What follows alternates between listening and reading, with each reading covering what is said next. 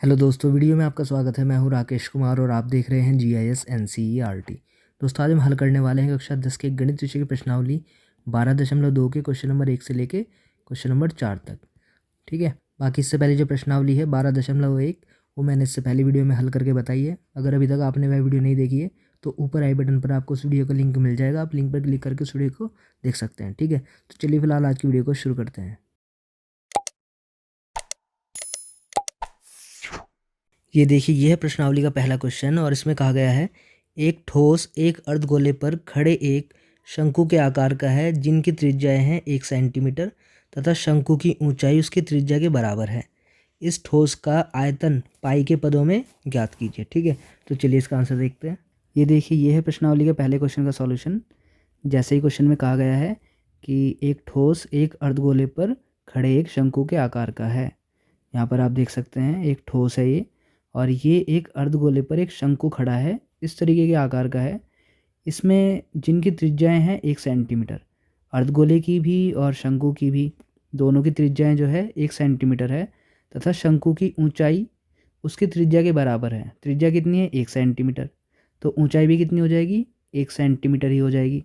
ठीक है, तो शंकु की ऊंचाई उसकी त्रिज्या के ही बराबर हो गई, यानी कि 1 सेंटीमीटर। तो इस ठोस का आयतन हमें पाई के पदों में ज्ञात करना है। ठीक है, मतलब पाई की वैल्यू पुट नहीं करनी है, पाई के पदों में ही ज्ञात करना है। ठीक, तो सबसे पहले इसमें लिखेंगे शंकु की त्रिज्या बराबर अर्धगोले की त्रिज्या, ये हो जाएगी 1 सेंटीमीटर। ठीक है, फिर लिखेंगे शंकु की ऊंचाई, ये भी 1 सेंटीमीटर है। तब ठोस का आयतन, ठोस का आयतन कैसे निकलेगा? पहले लिखेंगे शंकु का आयतन 1/3 पाई आर स्क्वायर एच, प्लस फिर लिखेंगे अर्धगोले का आयतन जो कि होता है 2/3 पाई आर क्यूब। ठीक, अब इसमें से कॉमन ले लेंगे 1/3 पाई आर स्क्वायर। 1/3 इधर भी है और पाई आर स्क्वायर इधर भी है और इधर भी है। अंदर इधर कितना बचेगा? सिर्फ एच, और इधर से 2 बचेगा ऊपर और एक आर बचेगा। ठीक है, अब इसमें वैल्यू पुट करेंगे। पाई की वैल्यू नहीं रखनी है क्योंकि क्वेश्चन में कहा है कि आंसर पाई के पदों में ही देना है। ठीक, आर कितना है? 1 है। एच कितना है? 1 है। 2, आर कितना है? 1 है। ठीक, ये वैल्यू पुट कर देंगे तो ये तो हो जाएगा 1 का स्क्वायर 1, यानी कि पाई/3, और यहाँ पर ब्रैकेट में हो जाएगा 2 एकम 2 और 1 3। अब 3 से 3 कैंसिल हो जाएगा, बचेगा पाई क्यूब सेंटीमीटर। ठीक है, ये इसका आंसर हो गया। अब देखते हैं इसका अगला क्वेश्चन। अब देखिए, यह है प्रश्नावली का दूसरा क्वेश्चन और इसमें कहा गया है एक इंजीनियरिंग के विद्यार्थी रचेल से एक पतली एल्युमिनियम की शीट का प्रयोग करते हुए एक मॉडल बनाने को कहा गया है जो एक ऐसे बेलन के आकार का हो जिसके दोनों सिरों पर 2 शंकु जुड़े हुए हों। इस मॉडल का व्यास है 3 सेंटीमीटर और इसकी लंबाई है 12 सेंटीमीटर। यदि प्रत्येक शंकु की ऊंचाई है 2 सेंटीमीटर तो रचेल द्वारा बनाए गए मॉडल में अंतर्विष्ट हवा का आयतन ज्ञात कीजिए।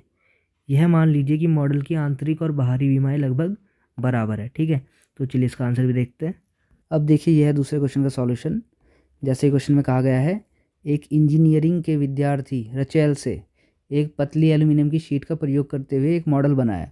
मॉडल इस तरीके का बना है इसमें कि ऊपर और नीचे दोनों किनारों पर 2 शंकु लगे हुए हैं जिनका व्यास है 3 सेंटीमीटर, और इसके बीच में है एक बेलन जिसकी ऊंचाई है 8 सेंटीमीटर, और इस पूरे मॉडल की ऊंचाई है 12 सेंटीमीटर। ठीक है, तो इस तरीके से हमने ज्ञात कर लिया पूरे मॉडल की ऊंचाई है, ये हमारे पास कितना है? 3 सेंटीमीटर है इसकी व्यास, और इसकी जो ऊंचाई दी गई है 2 सेंटीमीटर की है।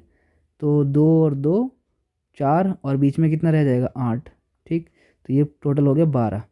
तो 8 हमने ये अलग से ज्ञात किया है, नहीं दे रखा था क्वेश्चन में, सिर्फ 12 दिया था पूरा टोटल। ठीक है, तो ये हमें ज्ञात करना होगा। हमने क्या किया, इस 12 में से 2 सेंटीमीटर इधर माइनस कर दिए, 2 इधर, तो 8 बच गया। ठीक, तो इस तरीके से लिखना है पहले तो। अब क्वेश्चन में ये कहा है कि बताओ इसके अंदर कितनी हवा आएगी, मतलब इसका आयतन कितना है इस मॉडल का, ये बोल दिया सीधा सीधा। ठीक है, तो यहाँ पे हम लिख लेंगे पहले शंकु की त्रिज्या बराबर बेलन की त्रिज्या, ये हो जाएगी 3/2 सेंटीमीटर, क्योंकि 3 व्यास दिया हुआ है बेलन और शंकु दोनों का, तो त्रिज्या कितनी हो जाएगी? इसका आधा कर देंगे। ठीक है, अब लिखेंगे शंकु की ऊंचाई, ये दी है 2 सेंटीमीटर, फिर लिखेंगे बेलन की ऊंचाई, इसको हमने कैपिटल एच माना है, और ये निकल के आएगी 8 सेंटीमीटर, लेकिन कैसे निकलेगी? इस तरीके से। टोटल 12 है ऊंचाई, दोनों ओर से 2 + 2 करके माइनस कर दिया हमने। देखो यहाँ तक 2 है और यहाँ तक भी 2 है, तो 2 और 2 प्लस करके पूरे 12 में से माइनस कर दिया तो कितना बचेगा, 8 सेंटीमीटर। ठीक है, इस तरीके से निकाली हमने बेलन की ऊंचाई। तब मॉडल में अंतर्विष्ट हवा का आयतन ये हो जाएगा, देखो 2 तो इसमें शंकु है तो 2 मल्टीप्लाई करके लिखेंगे शंकु का आयतन 2πr²h। ठीक है, प्लस एक बेलन है तो πr²h, बेलन की ऊंचाई कैपिटल H है। ठीक है, तो इस तरीके से इन सब का आयतन निकालेंगे तो पूरे मॉडल का आयतन निकल जाएगा। अब यहाँ पर जो कॉमन आ रहा है उसको लिखेंगे πr², ये कॉमन है, अंदर बचेगा 2/3 और h, इधर से कैपिटल H। ठीक है, अब यहाँ पे वैल्यू पुट कर देंगे 22/7, r की वैल्यू रख देंगे 3/2 का स्क्वायर और ब्रैकेट के अंदर 2/3 और h कितना है 2 प्लस कैपिटल H कितना है 8। ठीक है, ये वैल्यू पुट कर दी। ये 22/7 ऐसे रहेगा, ये हो जाएगा 9/4, ये हो जाएगा 4/3 + 8, नीचे 1 बना सकते हैं। ये 22/7 ऐसे रहेगा, गुना 9/4 भी ऐसे रहेगा। इनको सॉल्व कर लेंगे, अंदर क्रॉस मल्टीप्लाई कर लेंगे तो ये आएगा 4 + 24/3, ये ऐसे रहेगा, ये भी ऐसे रहेगा। ये हो जाएगा 24×4 28/3, 7 × 4 28, 4 से 4 कैंसिल और 3 × 3 9, तो 22 × 3 यानी कि 66 घन सेंटीमीटर या क्यूब सेंटीमीटर। ठीक है, ये इसका आंसर हो गया। अब देखते हैं इसका अगला क्वेश्चन। अब देखिए ये है तीसरा क्वेश्चन और इसमें कहा गया है एक गुलाब जामुन में उसके आयतन की लगभग 30% चीनी की चाशनी होती है।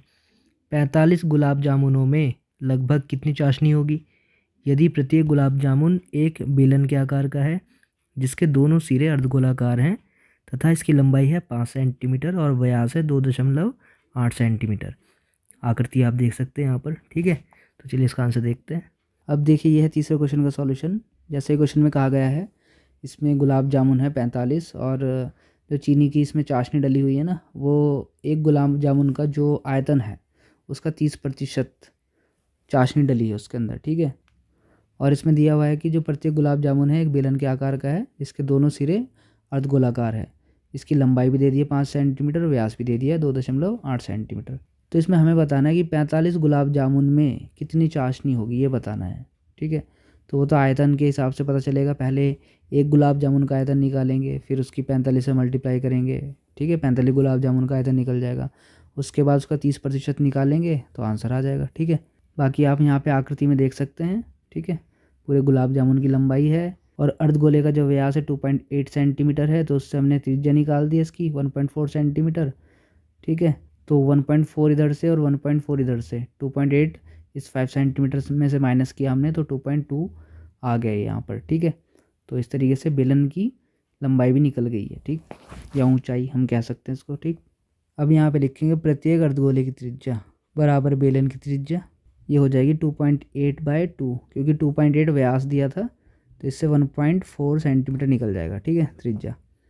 फिर लिखेंगे बेलन की ऊंचाई h 2.2 सेंटीमीटर। ठीक है, तब प्रत्येक रसगुल्ले का आयतन, तो इसको लिखेंगे हम। देखो इसमें 2 क्या है अर्धगोले हैं, तो 2 मल्टीप्लाई अर्धगोले का आयतन कितना है 2/3 πr³। ठीक है, प्लस एक बेलन है πr²h, दोनों को ऐड कर लेंगे दोनों आयतन को, तो पूरे रसगुल्ले का आयतन निकल जाएगा। यहाँ पर कॉमन लेंगे πr², अंदर बचेगा 4/3 और r + h। ठीक, यहाँ पे पाई की वैल्यू रख देंगे 22/7, r की वैल्यू पुट कर देंगे 1.4 × 1.4, ब्रैकेट में 4/3, r की वैल्यू 1.4 प्लस h की वैल्यू रख देंगे 2.2। ठीक है, अब इसको डिवाइड कर लेंगे 0.2 आ जाएगा। अब ये 22 ऐसे रहेगा, 1.4 और 0.2 की मल्टीप्लाई करेंगे तो आएगा 0.28, 14 दूनी 28 इस तरीके से। ठीक है, यहाँ पे इनकी मल्टीप्लाई करेंगे 4 की और 1.4 की तो 5.6 आएगा अपॉन 3 प्लस 2.2 ऐसे रहेगा। अब इन दोनों की मल्टीप्लाई करेंगे तो आएगा 6.16, 5.6 को 3 से डिवाइड करेंगे तो आएगा 1.87 और प्लस 2.2 ऐसे रहेगा, ये ऐसे रहेगा। इनको ऐड कर लेंगे, ऐड करके आएगा 4.07। अब इनकी मल्टीप्लाई कर लेंगे, तो मल्टीप्लाई करके आएगा 25.07 क्यूब सेंटीमीटर। ठीक है, तो एक गुलाब जामुन का आयतन ये निकला है 25.07 घन सेंटीमीटर। हमें 45 गुलाब जामुन का आयतन निकालना है। ठीक है, तो लिखेंगे यहाँ पे, इसलिए 45 गुलाब जामुन का आयतन बराबर 45 गुणा 25.07। ठीक है, इनकी मल्टीप्लाई कर लेंगे आपस में, मल्टीप्लाई करके आएगा 1128.15 घन सेंटीमीटर। ठीक है, तो 45 गुलाब जामुन का आयतन ये हो गया। अब हमें चाशनी का आयतन ज्ञात करना है, लिखेंगे तब चाशनी का आयतन बराबर, ये जो हमें आयतन दिया हुआ है 45 गुलाब जामुन का 1128.15, इसका 30% निकालेंगे, क्योंकि क्वेश्चन में कहा है कि प्रत्येक गुलाब जामुन का 30% उसके अंदर चाशनी है, तो इसका 30% निकाल देंगे इस तरीके से।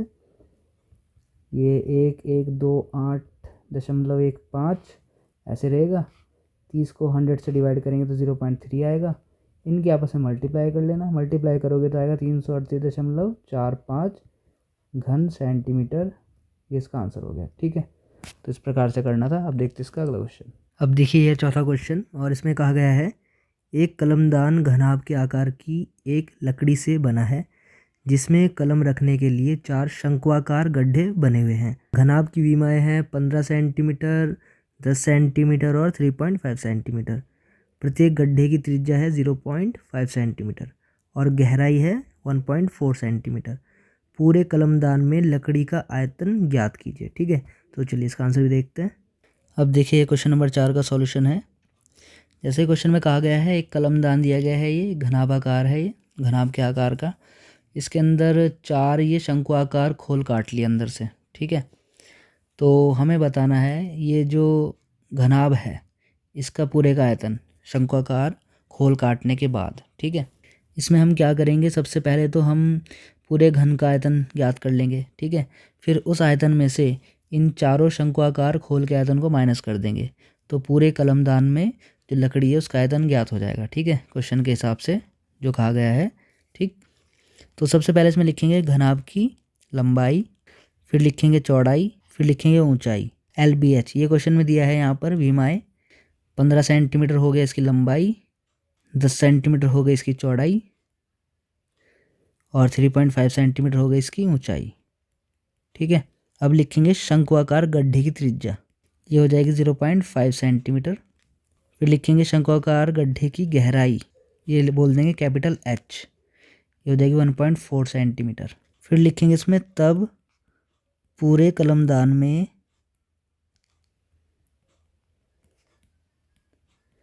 लकड़ी का आयतन।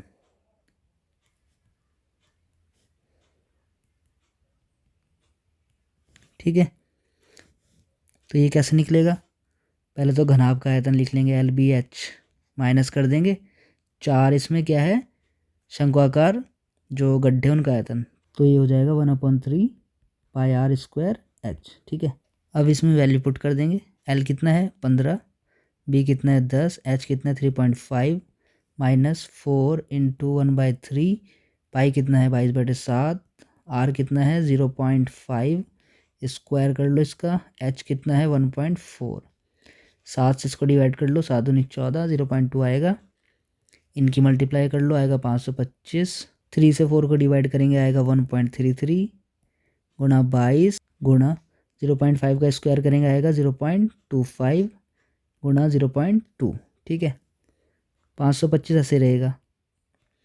इनकी सबकी मल्टीप्लाई करेंगे 1.463 आ जाएगा। सब्ट्रैक्ट करेंगे इनको 523.5 घन सेंटीमीटर, ये इसका आंसर आ गया। ठीक है, तो दोस्तों आज की वीडियो में बस इतना ही। बाकी जो क्वेश्चन रह गए हैं वो हम करेंगे अगली वीडियो में। तब तक के लिए bye, take care, thanks for watching.